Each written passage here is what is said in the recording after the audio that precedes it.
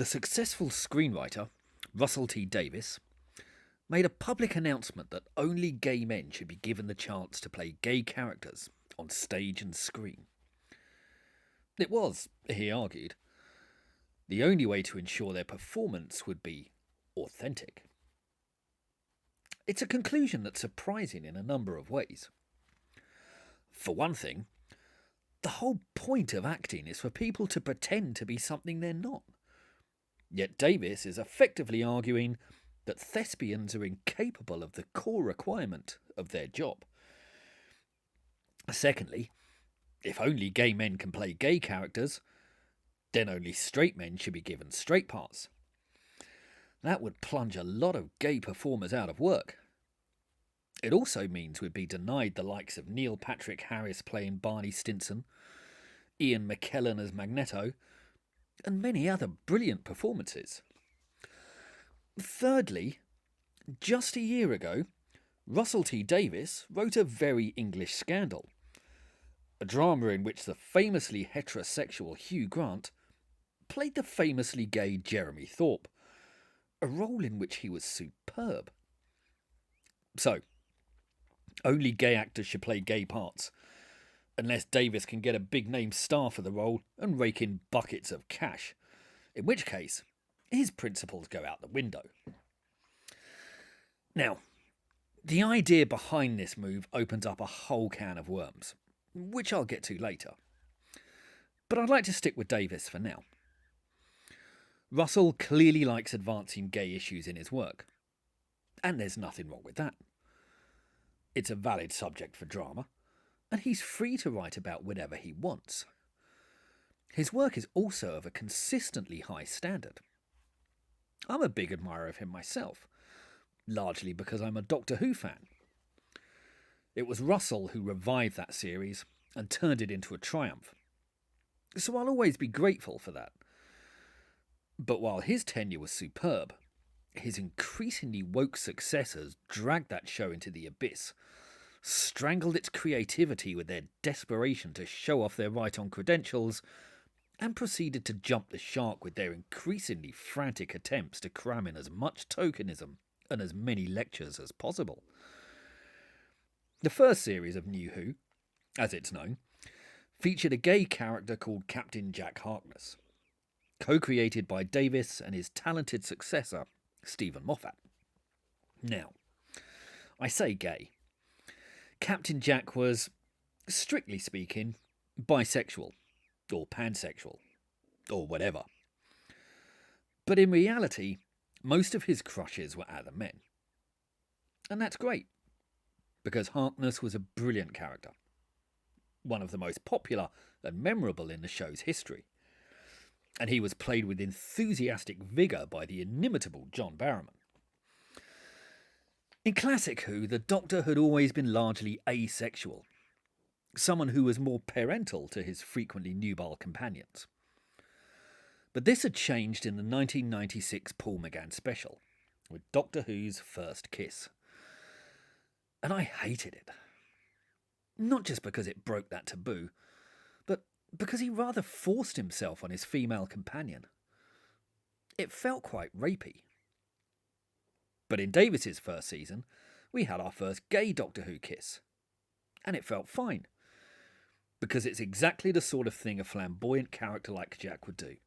And the Doctor is far too much of a good egg to flinch or push him away. So I loved this gay character. I approved of the gay kiss. And that would seem to imply that I'm not a homophobe. But let's carry on. Now, Captain Jack got his own Doctor Who spin-off show, Torchwood, with several other characters. Owen Harper had a gay kiss in a bar. Toshiko Sato had a lesbian fling. So did Gwen Cooper. Yanto Jones fell madly in love with Captain Jack, and they had a protracted gay affair. Then there was the other Captain Jack, who he also had a gay affair with. And then the other Captain Jack, who he had another gay fling with. It got a bit confusing. And being that 100% of the characters in Torchwood turned gay, it all began to feel a bit forced. But there was more. Then there was a gay guy in class, and there was the other gay guy in class. Then there was all the gay kissing in class. And then there was Luke in the Sarah Jane Adventures, and Sanjay, Luke's boyfriend at university. When Mickey crossed into another dimension, he had an obvious gay fling with that guy from Biker Grove. Then there was Canton Delaware III, who kept going on about his black husband in 1960s America. Then there was River Song, who dropped not too subtle hints about her second wife. Then there was Clara, who kept going on about snogging Jane Austen, and who told the Doctor she would fight him for Arya from Game of Thrones, before running off with her to have lesbian adventures around the universe. Then there was Madame Vastra and Jenny, the lesbian lovers who were a lizard woman from the dawn of time and a Victorian maid. And in his farewell to Sarah Jane Smith, Davis appeared to turn Tegan and Nyssa gay as well. And then there was Bill Potts. When given the role, she was trumpeted as Doctor Who's first gay companion. You know, apart from Captain Jack, and Clara, and River Song, and Madame Vastra, and Jenny, and Tegan, and Nyssa. But whatever. When she was cast, the BBC announced of her sexuality, in familiar terms, "It's the current year. It's not a big deal." And they're right. Except they then proceeded to make a big deal out of it every episode of her entire tenure, with endless finger-wagging lectures and continual references. And it just kept on coming. There was Bill's girlfriend, and then there was Bill's other girlfriend, and then there was the gay Roman, who had to go off on a long tangent about the fluidity of sexuality, and then there was Bill's friend, who went on about his gay granddad running off with his boyfriend to travel the Great Wall of China. Except that would have been under Chairman Mao, and having two gay Westerners traipsing across China then is the most unrealistic thing to ever happen in Doctor Who. Plus, how was he his granddad if he was gay? It would have made sense if he was his uncle. But his granddad? Well, whatever. Anyway, then there was the lesbian in the episode that was a clumsy swipe at Donald Trump, and then there was the big gay romance in Praxius, and I'm sure there were more. But by that stage, I'd stopped watching. Because somewhere along this line, it just starts to feel like you've been repeatedly hit over the head with the identity stick. Now, this is the issue at hand. There's nothing wrong with diversity in the arts. There's nothing wrong with gay characters. And any creators will always be informed by their views. Their work will always reflect the world around them. But there's a colossal difference between being influenced by your politics than there is when they become the main point. Because then, entertainment becomes a secondary concern, while lecturing and tokenism take over. In the words of Maron Thom, reducing people to identities turns fictional characters into unrelatable caricatures. These films also tend to feature lots of clunking, expositional dialogue which expresses the filmmaker's agenda rather than the character's inner life. People instantly recognise this as bad storytelling. Yet this approach is now virtually universal, and the identity politics which are swamping cultural expression all come from the same side of the divide. It's a deeply worrying development. In the Soviet and Maoist states, cultural freedoms were strangled because all art had to send the right political message. The supporters of the socialist state were universally depicted as upstanding, moral, selfless, kind and generous, while capitalists, businessmen, right-wingers and imperialists were portrayed as selfish, avaricious, evil insects. And we're moving closer to the same situation today. The identity politics which swamps our culture means that portrayals of women, gays, non-whites, Muslims, working class and trans characters are almost universally positive and sympathetic, while white men, capitalists, right-wingers and the rich are invariably repulsive figures, so relentlessly evil that they resemble pantomime caricatures. This is not just offensive and simplistic lecturing. It's not just the death of art. It creates deep resentment, stokes up friction, and contributes massively to our increasingly divided societies.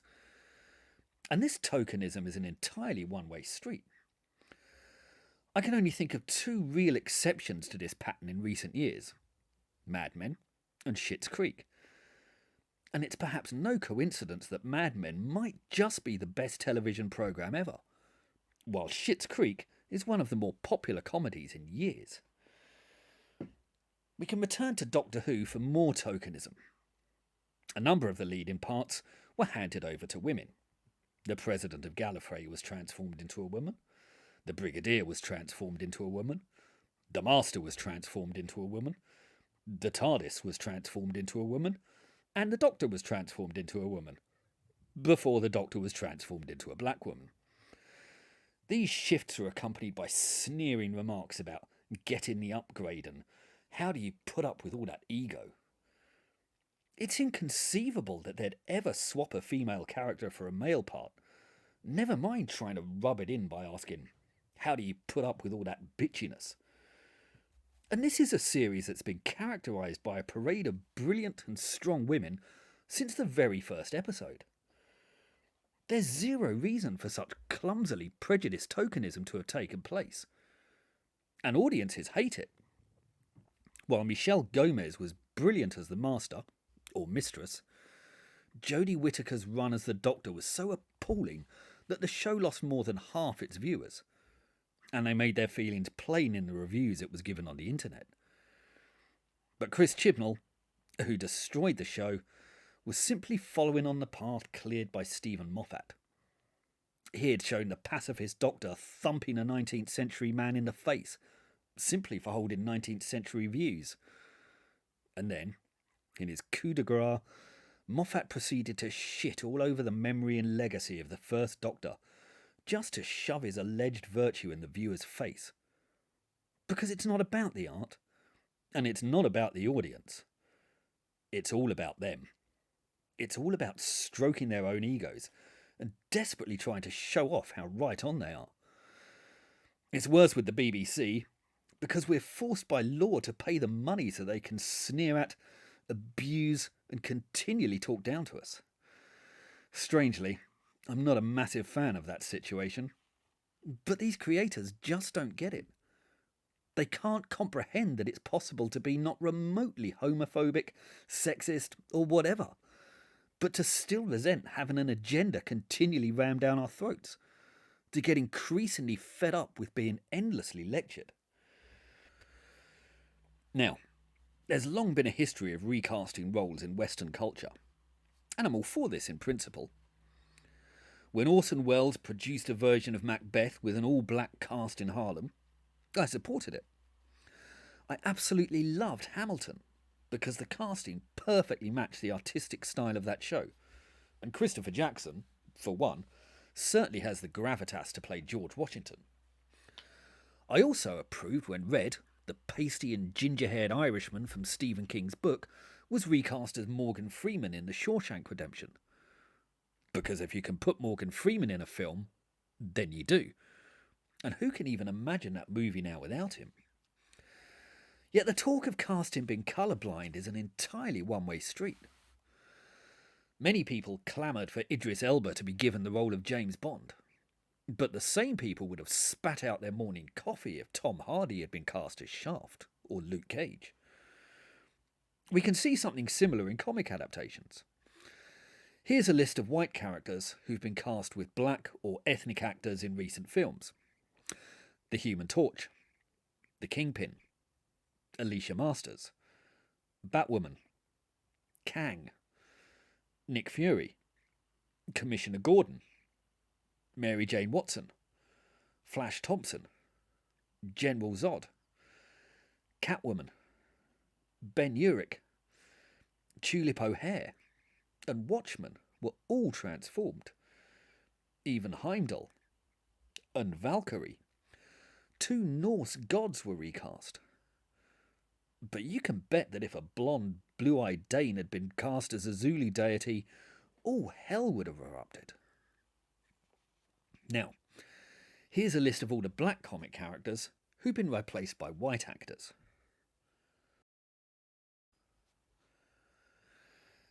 It's strange that it's never considered cultural appropriation when it's this way around. And this happens an awful lot. We can think of the recent versions of Achilles, David Copperfield, and Anne Boleyn. Yet you can be sure the world would go ballistic if a white woman was cast as Rosa Parks. Now, I'm all for experimentation in art, for diversity in casting, and for old tales and characters to be reimagined. But that isn't what's happening. What's happening is pure tokenism. A narrow, polarising, and finger-wagging view of the world has been imposed on culture, and that has dreadful implications for art and for society as a whole. I know, because I've seen exactly where that road leads. If you've enjoyed this film, please like and subscribe. And if you're interested in these topics, I've written 2 books which go into them in extensive detail. They're called The Tyranny of the Left, and they're available on the links below. Please feel free to pick them up and let me know what you think. Thank you.